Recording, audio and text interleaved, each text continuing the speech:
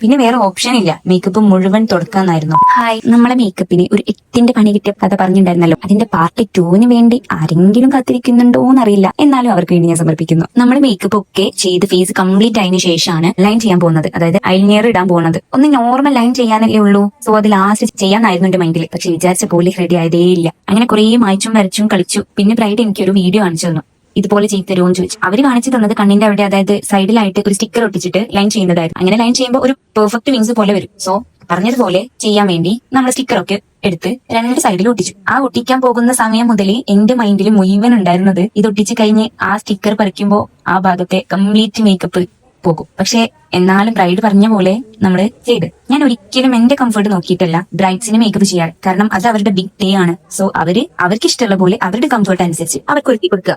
ഞാൻ ബ്രൈഡിനോട് പറഞ്ഞു അത് മതി, ഇനിയിപ്പോൾ എനിക്ക് മായ്ക്കാനൊന്നും പറ്റൂല എന്ന് പറയുകയാണെങ്കിൽ ബ്രൈഡ് ഒരിക്കലും അത് കംഫർട്ട് ആവില്ല അതിൽ. സോ ഞാൻ പറഞ്ഞു ഓക്കെ, നമുക്ക് ചെയ്ത് നോക്കാം, നമ്മൾ വിചാരിച്ച പോലെ കിട്ടിയാലോ. നമ്മൾ അങ്ങനെ ആ വിങ്സ് വെച്ച് കൊടുത്തതിനു ശേഷം ആ ലൈൻ ചെയ്ത് കഴിഞ്ഞ് സ്റ്റിക്കർ വരച്ച് അവിടെ മാത്രം ചതുരത്തിൽ മേക്കപ്പ് പോയി. ബ്രൈഡ് അപ്പൊ തന്നെ ആകെ ടെൻഷനായി. കൂടാതെ ഞാനും ചെറുതായിട്ട് ഞാൻ ഫൗണ്ടേഷൻ ഒക്കെ ഇട്ട് നോക്കി, അതേപോലെ കൺസീലർ വെച്ച് ചെയ്ത് നോക്കി, നോ രക്ഷ. പിന്നെ വേറെ ഓപ്ഷൻ ഇല്ല, മേക്കപ്പ് മുഴുവൻ തുടക്കാന്നായിരുന്നു. നമ്മൾ വീഡിയോയിൽ കൊടുക്കുന്നുണ്ട് ആ ഒരു പോർഷന്, നമ്മൾ റൗണ്ട് ചെയ്ത് കൊടുക്കുന്നുണ്ട്. അത് നിങ്ങൾക്ക് മനസ്സിലാവോ എന്നറിയില്ല. സമയം ഏകദേശം 8 മണി, അതായത് 9 മണിക്ക് നമ്മൾ മേക്കപ്പ് കഴിയണം. പക്ഷേ മേക്കപ്പ് മുഴുവൻ തുടക്കേണ്ട അവസ്ഥ. പിന്നെ സബ്സ്ക്രൈബ് ചെയ്യാത്തവർ ഒന്ന് സബ്സ്ക്രൈബ് ചെയ്യണേ.